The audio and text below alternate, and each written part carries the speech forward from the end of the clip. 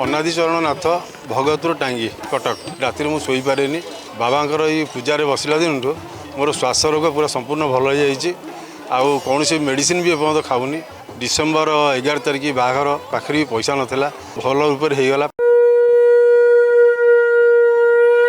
बाबा प्रति 5 वर्ष आसूँ मोर प्रथम अनुभूति मु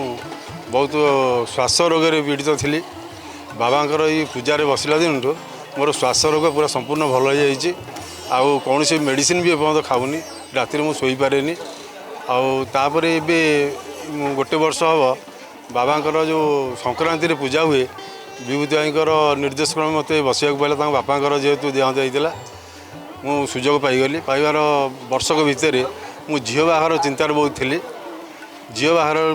पाखे पैसा नाला प्रस्ताव भी मु खोजी नी हठात प्रस्ताव आसला डिसेम्बर 11 तारिख बाहर भल रूप होगला पाखे भी पैसा नाला तेणु बाबा दयार सब बोली मु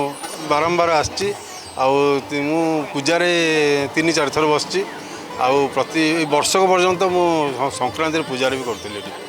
आउ बाबांकर प्रसाद मुझे निजे तैयारी करे सीढ़ी जाइनी जावाक सुजोग पाइनी बाबांकर बहुत आशा करची आम आगुरी शुणी एवं सब जानूँ यही जगटा